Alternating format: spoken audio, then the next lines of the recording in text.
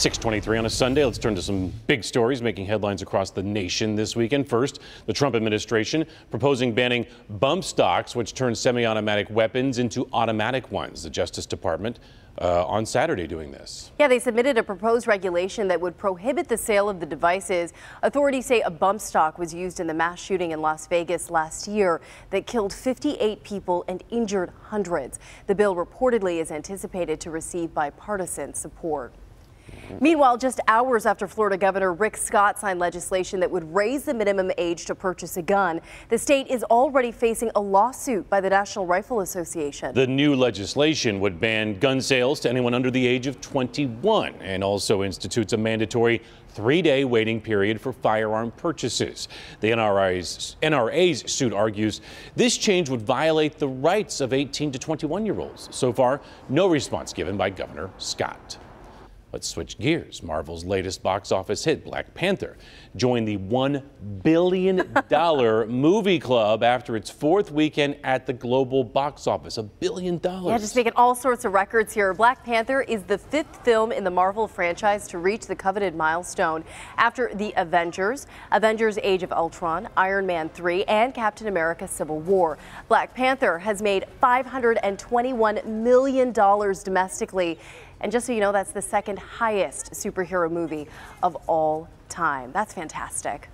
Well, and finally, we know Amazon co-founder Jeff Bezos is wealthy, but just how wealthy is he? According to the Bloomberg Billionaires Index, Bezos is currently worth an estimated, can you guess? $127 billion. And it would take the combined wealth of 2.3 million Americans to match what Bezos is worth. You may remember Bezos topped Forbes' annual list of the world's billionaire list for the first time this year, moving ahead of Microsoft CEO founder Bill Gates and Berkshire Hathaway CEO Warren Buffett. Well, there's still so much more to come on Local 4 News today. Our Larry Spruill is live this morning in Corktown. Good morning, Larry. Good morning, Sean and Priya. It is time for the 36th annual Corktown race. We're talking start and finishing, all that coming up. But Jason, what are you working on for tomorrow? We already showed you how to stay safe on vacation. Now let's show you how to not get ripped off booking that vacation. Fraud is becoming really, really big in travel, in particular because of the internet. The experts weigh in on what to do and what not to do before you click that trip. I'm Kim Adams. Live from downtown Detroit, Local 4 News Today at 6:30 starts now. Court is now in session. The Inkster mom accused of shooting her own son faces a judge for the very first time. And a suburban city manager arrested. Today, a witness speaks out about what he saw that landed this city leader in jail. And a lot more sunshine on the way today. We'll see a repeat of yesterday when it comes to the sunshine, but it's been a chilly weekend, and Paul is tracking some snowflakes in our forecast. The good news, we are looking at a warm up in your 7-day. We just have to get through the next few days. Can't wait for that. Notice how dark it is out right now. No sunrise as of yet. Absolutely, absolutely. In fact, those numbers have shifted. So take a look at the sunrise and sunset, guys, because we've taken that hour from the morning and now put it into the evening. So our sunrise now is actually all the way at 7:52. That's an hour later than yesterday, of course. And our sunset, though, you're going to notice the extra hour in the evening, 7:35 p.m. And believe me, in the summer, we're going to love this daylight saving time. The sun goes down at 9:15 in the middle of summer. That's great. All right. Temperatures right now in closer to the city, we're talking about low, even mid-20s, but then you get out away from the city, you know, out of the heat island as we call it. Look at these numbers in the teens, from 19 at Port Huron in the Blue Water area up to 13 at Lapeer, down to 15 at Pontiac, 18 in Ann Arbor, 18 in Howell, 16 in Flint. So it's a chilly morning, but fortunately there's no wind out there, so there's no wind chill to talk about.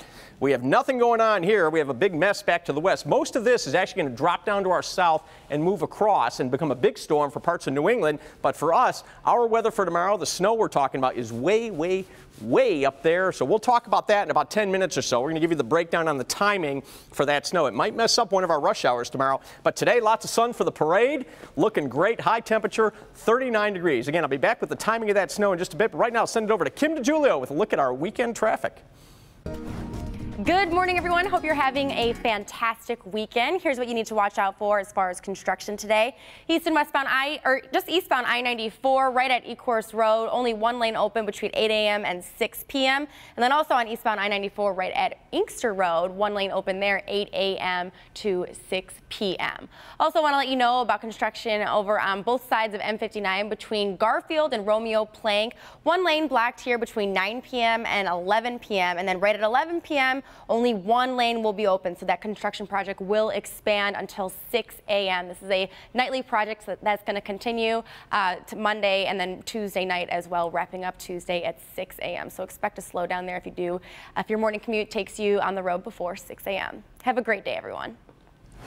All right, thank you, Kim. And we expect to learn new information later today about a murder-suicide in Woodhaven we first reported yesterday morning. Here's what we know so far this weekend. Police say a friend of one of the victims called 911 late Friday night around 11:30, saying her 22-year-old friend and her husband were arguing in the drive area of Buckeye Terminals. Police say that while still on the phone with 911, the woman heard gunfire and told the dispatcher the man had just shot his wife and then shot himself. Police arrived on this scene and found the victims with gunshot wounds to their heads. No word yet on the identities of these two as the investigation is ongoing. Time now is 6:32, and an Inkster mother is charged with assault with intent to do bodily harm and careless discharge of a weapon. 37-year-old Ebony Schofield was arraigned yesterday after the shooting of her teenage son. Police say she shot her 16-year-old son in the back of the shoulder over an argument about school. It happened after a verbal argument reportedly turned physical and the two started pushing one another. The son remains in critical but stable condition. And new today, the Troy City manager facing charges after Clawson police arrested him late Friday night. Police are telling us this weekend he assaulted a woman, and this attack quickly caught the community's attention. South Chicolle Street in Clawson is one of those quiet, tight-knit neighborhoods, so neighbor Richard Pringle wasn't expecting to see what he did Friday night. I jumped up, looked out the window. I seen what looked like a girl or whatever getting up off the ground. One man that I know from the other street said, well, he just face slammed her in the ground. Police say Troy City Manager Brian Koshinik and a woman got into an argument when Koshinik allegedly tackled the woman to the ground and pushed her back down when she tried to get back up. And there's no man on this street that's going to tolerate this. Everybody needs to know that. Pingle and a group of other guys confronted Koshinik.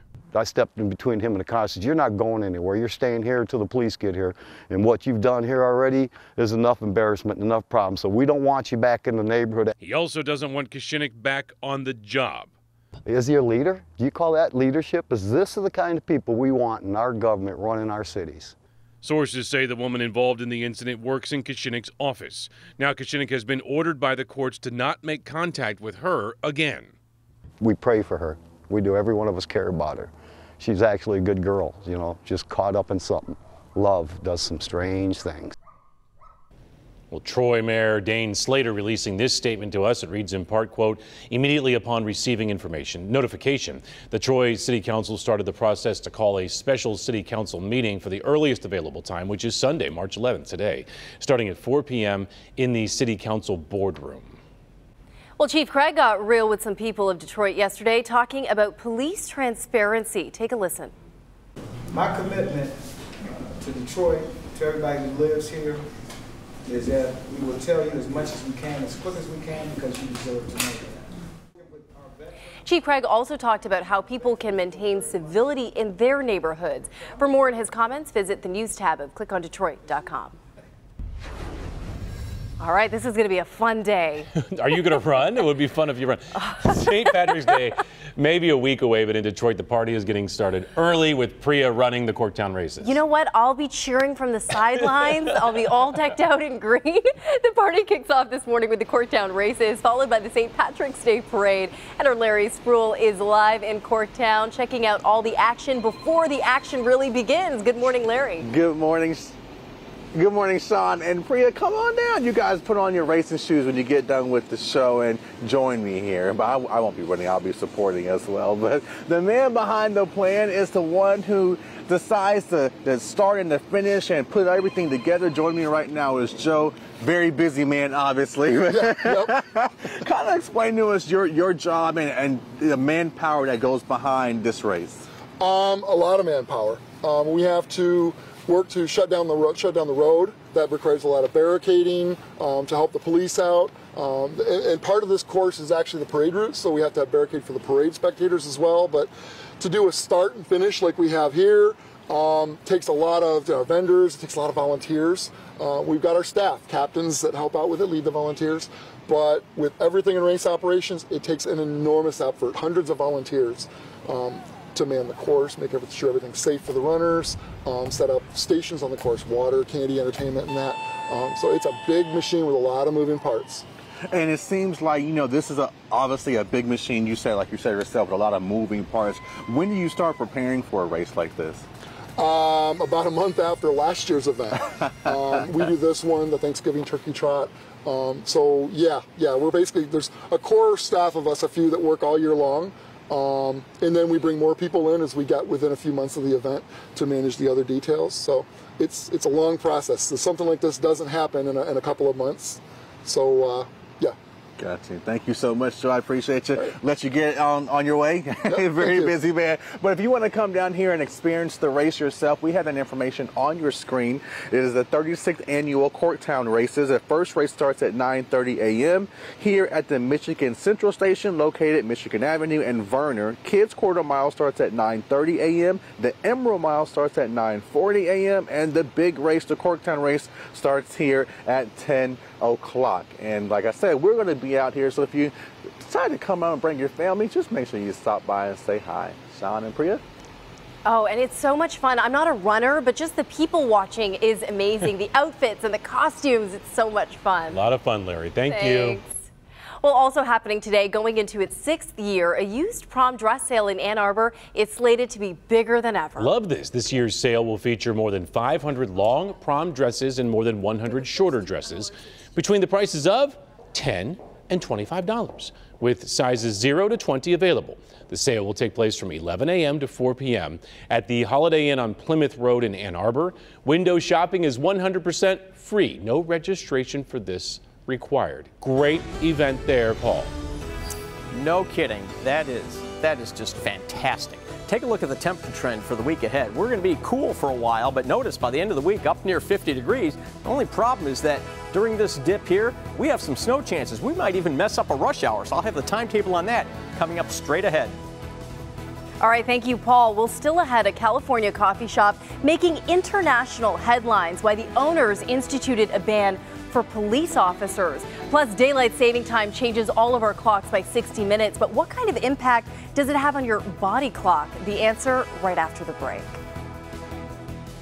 CenterPoint Energy. Welcome back. In good health, a possible major breakthrough in a surprise side effect. Yeah, a new study suggests a newer cholesterol medication could cut the risk of death from a heart attack. And the results of the study show anti-cholesterol drug Praluent may dramatically lower the chances of dying from a heart attack. In the study of the people who used the drug for 3 years, not only suffered a fatal heart attack, but subjects who suffered a heart attack but declined the drug had a 30% chance of not surviving. This is the first time a cholesterol-lowering drug may have directly prevented deaths in more than 5 years since Lipitor was released. This weekend will mark the 100th anniversary of springing our clocks forward. And in addition to adjusting our watches, the clocks in our cars, many of us will also be adjusting our body clocks. It's that time of year again, time to spring forward and change your clock. This morning at 2 a.m., the time advanced instantly, but it will take longer for our body clocks to adjust. Losing 1 hour may not seem like much, but that small change can be a big deal for your health. According to the Centers for Disease Control and Prevention, many people aren't getting enough sleep to begin with, so the additional sleep shortage can lead to deadly consequences. The Monday after the time shift is linked to an increase in tragic car crashes. hours. That's according to a Stanford University study which looked at 2 decades of data. Also, adults who miss out on even 1 hour of sleep a day are more likely to report health problems like diabetes, depression, and heart disease. That's compared to those who get 7 or 8 hours of sleep. Experts suggest you use the time change to reset your sleep habits to make sure you get enough rest. And that's the challenge, right? A lot of us aren't getting enough sleep to begin with. Right. So when you lose the hour, it can just be an extra challenge. You gotta have healthy sleep. You gotta take care of yourself. Yeah. Yeah, but I have a question. Now, if you work the graveyard shift, midnight to 8 a.m., do you work a 7-hour shift today because you lose the hour? Or is it an 8-hour shift? Or is it an 8-hour shift and they extend you the hour? Yeah, if you work a graveyard shift and you're watching right now, tweet me and let me know, because I'm very curious. We know our photographer Eric, who's with Larry right now, he's doing around 3:30. He got in, the time changed, he lost an hour. Oh. Yeah. Well, some people are going to work a 7-hour day today if you work the overnight shift. For some people, it works out. I guess, but in the fall, you work an hour longer Right, shift. yeah. So that it balances out. I'm just glad we're going to get, with more sunlight, comes some warmth, and spring is around the corner. Yes, so let's talk about it. Spring doesn't feel very spring-like right now, guys. Look at this. It's 24 at Metro, but it's 18 right now over in Ann Arbor, 15 in Pontiac, 20 in Adrian, but fortunately the air is calm, so we don't have any wind chill to talk about. Yeah, I know, we still have to talk about wind chill. All right, we have a lot of moisture to the south, and if you see this curl right here, we have a pretty good storm developing. It's going to pass well to our south. Could be a problem on Tuesday for the Boston area if you're traveling that way, but it won't affect us in any dramatic way, except just going to reinforce the cold air over us. So as we zoom in, not a lot going on right now. We've had a little lingering cloud cover near Lake Huron. That seems to be kind of giving up the ghost here. So plan on a lot of sunshine today, becoming partly cloudy in the afternoon. So we'll show it to you here on the computer model starting at 8 o'clock. And you can see we get some cloud cover in the afternoon, but I don't think it's going to be like what we saw yesterday. I think it'll be less of that. So I think a prettier looking day. Now, we stay quiet through the afternoon. We stay quiet through the night tonight. No problems for the Monday morning rush hour. Maybe even a little partial sunshine to start on Monday. But then we're going to see a little stripe of snow develop midday. Now, this I don't think is going to be very impactful. It's in the afternoon as an upper level disturbance approaches that we're going to start to see what we call a more convective nature to these snow showers. In other words, individual cells that are a little more intense. Could be a few snow squalls here, and so this could mess up the afternoon rush. Now, as I put this in motion, watch, here's the disturbance, and you'll actually kind of see the circulation around it. Look at that. You can actually see that. So once this passes by, everything shuts down for tomorrow evening, and then we have a quiet night tomorrow night, and then, another one of these things comes down for Tuesday, but not quite as potent, so I don't think as impactful a snow shower activity on Tuesday. But those of you that get the more robust snow showers tomorrow could see an inch or ½ inch to an inch, so we'll have to watch them for you.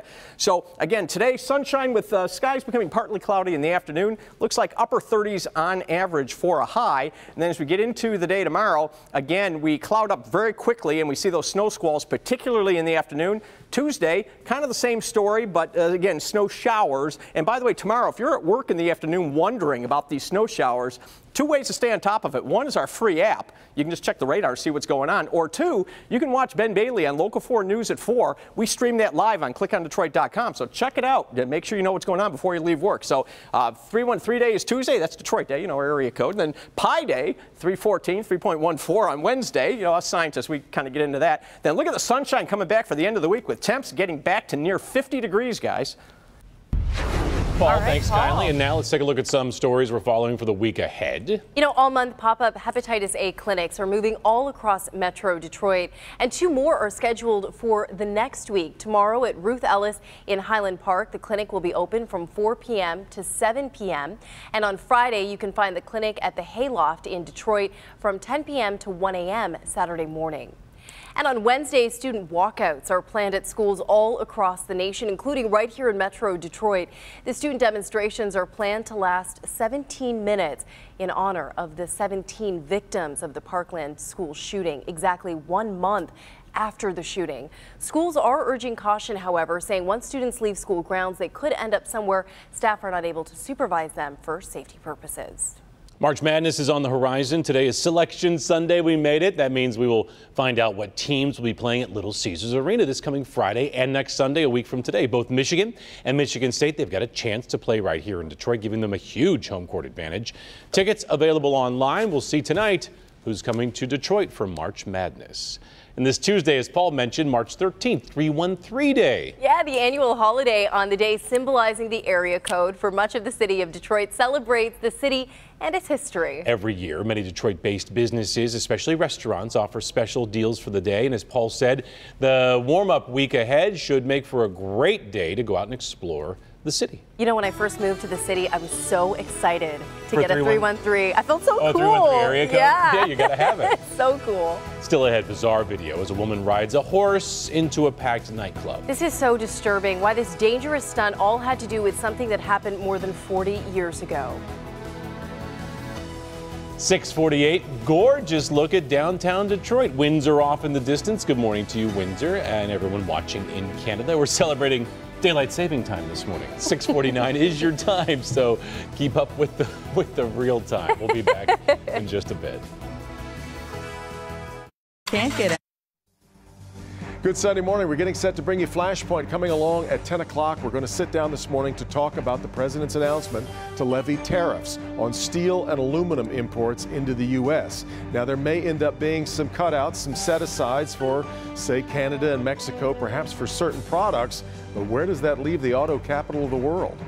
Jobs are at risk. I mean, when you look at what happens with these sort of tariffs and trade barriers, it's going to impact the automotive industry. We don't know who's going to get a carve out, right? We don't know. They did mention today that there would be certain products that could be carved out. So we don't know if that's going to include castings, because wheels, they come from a lot of places and usually not the United States. And is there anything to some of the criticisms that suggest that all of this was just a way to move us off some other very unpleasant topics that the president would rather we ignore? We'll talk about all that with our roundtable, and David Bonnier will be here. The former Michigan congressman has a new book out. We'll talk to him about restoring civility in Washington right now. It's this morning at 10. I hope you'll join us for Flashpoint. All right, thank you, Devin. And now for some stories you may have missed. We start with an unusual and concerning sight in a Miami Beach nightclub this weekend when a woman rode into the crowd on a white horse. You can see her riding the horse here in this video until the animal, of course, gets scared. Oh, look at that.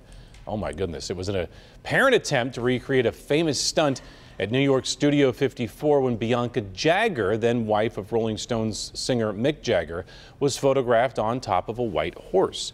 Officials not entertained here, calling the stunt animal cruelty, and the nightclub has now lost its business. What a terrible idea. What is wrong with people? I just don't get it. Oh, disturbing video. Well, in Oakland, California, a coffee shop is enforcing a controversial policy. They say armed and uniformed police officers are not allowed inside. Can't go inside the coffee shop. Hasta Muerte says they believe police officers can disturb the peace in the shop with or without directly interacting with any of their customers at Hasta Muerte coffee shop, prompting the shop to make this controversial policy their policy. Nearby shop owners say this rule is silly and that the officers are known and welcomed around the neighborhood, and a city councilman says, hey, this policy is legal. They're within their legal rights to do that, and certainly the legal folks have expressed that to me. Still, that city councilman says he wants to try to bridge a gap between the coffee shop and the police officers they want to keep out. My question would be, what happens when someone goes in and robs their coffee shop? Right, yeah. Who do they call? How do you call police? I'd also like to know what just your regular customers think. Maybe they're in favor of it, but if you need them, they're not allowed in. Yeah. Your business. That's a tough one. All right, Paul, switching gears, we're looking at a lot of sunshine today. The good news is, with the clock springing forward earlier, that sunrise is going to happen sooner.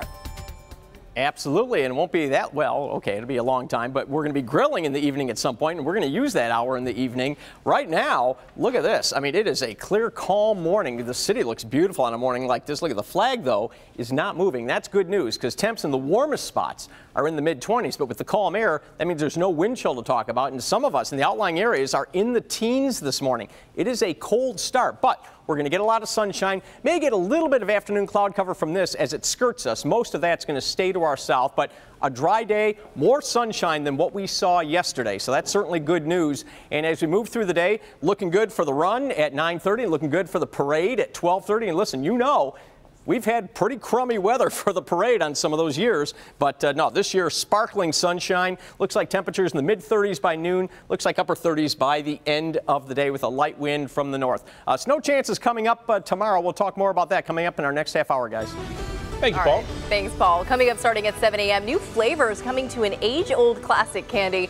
Find out the 3 new flavors of M&Ms you can expect to see on store shelves. You got me there. I got to check that out. Plus, spring right around the corner. Come on, spring. You can make it. That means so many will be traveling to sunnier skies for spring break. We'll have the must-have travel tech things that will make this year's trip a memorable one. And here's a gorgeous shot of downtown Detroit, courtesy of our Windsor cameras. Good morning to everyone in Windsor who's waking up with us early on a Sunday morning. It's going to be a chilly day, but lots of sunshine. Paul is tracking some snow flurries for the beginning of the week, but the good news is we're in for a warm up by next weekend. We'll be right back.